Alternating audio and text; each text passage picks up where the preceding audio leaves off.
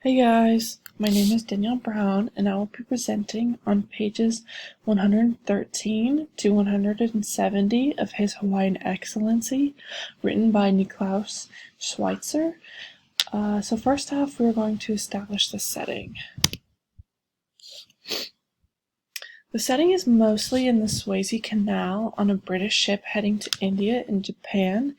They were heading to India and Japan because one of the purposes of Iokea's trip around the world is to find out whether there is a possibility to resume the immigration of Japanese laborers to Hawaii that was abandoned after a brief experiment in 1868. There was also an interest in India because the Hawaiian king preferred Indians. He wanted to reduce the influence of Americans by bringing in Indian laborers because they are subjects of the British Crown. And there are also a couple scenes that take place at the Honolulu Harbor and Iolani Palace upon Queen Liliuokalani's arrival. There are not many new main character introductions in this part of the book, so I will just give a brief introduction to the existing main characters, as well as an introduction to one new character. Tanya is the youngest daughter from a good family in St. Petersburg.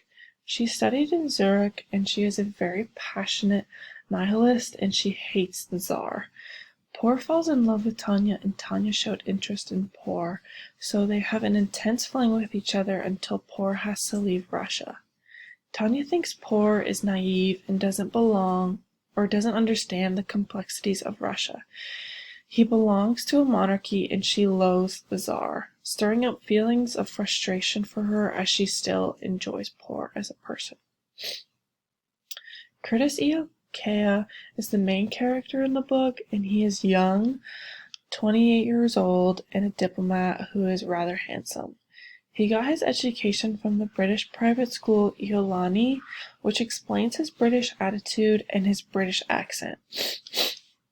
He is sent on an interesting mission in 1883 to the coronation of the Russian Tsar. He also travels to India and Japan in search of more laborers for the sugar plantations in Hawaii. While in Russia, he is quite adored by the Russian people, very similarly to Omai. Echoing the noble savage discussion, they saw him much nobler than a lot of Frenchmen and Germans, and he was incredibly popular on his diplomatic mission. Henry Por is Iokea's secretary. He is not just a regular secretary, but rather a secretary in a diplomatic rank, thus qualifying him as a diplomat as well. He is a Hawaiian with a Haole name, which is quite common. He is a very patriotic man and does not trust the missionaries. Por attended Punahou, so he knows all of the sons of the missionaries and knew what they were all about. Por serves as a good counterpart to Iokea as he balances out his perspective. And a famous British officer who's named Horatio Herbert Kitchener, but goes as Major for the majority of the book. He was made famous by how much courage he showed when his team was challenged by local Arabs. He fought them off and forced the Turkish authorities to launch an investigation painful to them, and even more so to the perpetrators who had come close to killing him and his men. From this, a legend started to grow around him. He is not really a central character in this book, but he does participate in a long conversation with Iokea. Unfortunately, there are no other photographs of the characters except for Iokea, so you will just have to leave it up to your imagination. My section of this book starts off with a carriage ride with Tanya and Por, where you can see how infatuated Por is with her.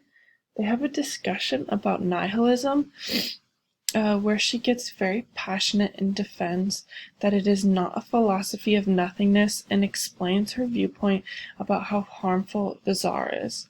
Por does not understand how she can hate her government when she lives in such a beautiful city, to which she explains that 200,000 workers died building St. Petersburg in Russia.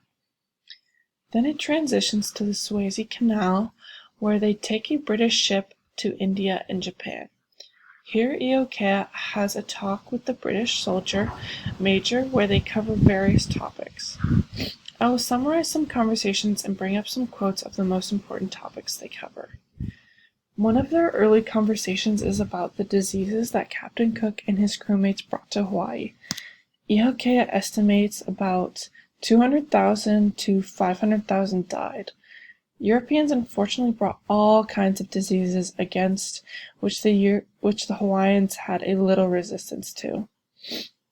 Iokea also stated that the Polynesians had been isolated for far too long, stating, "We Hawaiians, for example, had not known the measles, smallpox, or cholera, or any of the other major infectious illnesses." Captain Cook tried hard to keep his men aboard the Resolution and the Discovery at night, but within months all the island became infected with a venereal disease,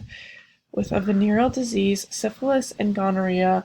Then in 1804, I believe my people were afflicted with the plague that killed almost half of them, and it was probably cholera. And that quote is on page 128. To which the officer listened closely and showed genuine concern for Iokea and his people. In a continued conversation about Captain Cook, Major accuses Iokea's people of eating Captain Cook, to which Iokea quickly corrects him and explains the unfortunate situation, saying the great seafarer consciously or unconsciously infringed upon the highest kapu. And the forefathers at first had believed Cook to be the good Lono, to which he never corrected, and he was killed during the incident in Kealakekua. Later his body was treated as that of a high chief. The flesh was separated from the bones, as the bones are sacred, because that is where the mana is stored. Iokea thought it important to clear the good Hawaiian name in this affair with Cook.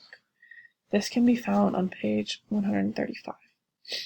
Later on in the conversation, they talk about the Calvinist missionaries' sons.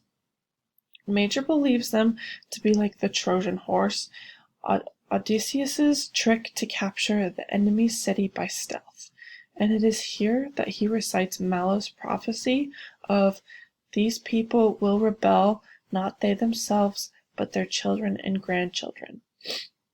He also criticizes that they are much involved in business and there is not much religion to be found there. Iokea came to the defense of the missionaries as they did introduce the Hawaiians to the Bible and taught them how to read and write. But I think this gave Iokea a bit to think about for the safety of Hawaii's future. On page 138. Lastly, they talk about Hawaii's interest in Japanese and Indian laborers.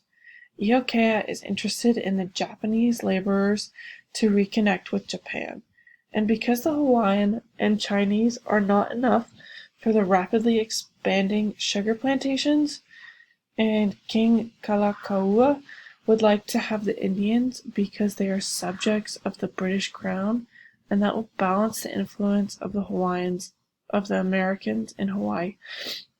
Henry tells Curtis that there are a lot of more issues to think about. Immigration is not very simple, and it is hard to see ahead into the future of how it could affect Hawaii. Back in Hawaii, they are only greeted with tragedy as the beloved King Kalakaua's body was returned to the islands aboard the USS Charleston after passing away on a trip to California. This can be found on page 150. I find this book to be very similar to Amai. Iokea is very adored and gets lots of attention when he goes to Russia, but as with all Europeans at the time, they all believe darker-skinned people to be less than, so no matter how fascinating or handsome or beautiful or worthy they prove themselves to be, they are still met with the same disdain, and they are looked at as more of an ornament rather than a person. The popularity did not change Iokea. He stayed true to his core, while Omai did not, and he lost his natural charms due to the effects of westernization. Omai was exposed for much longer than Iokea, though. Omai very much craved the attention, whereas that is not as strong of a need for Iokea.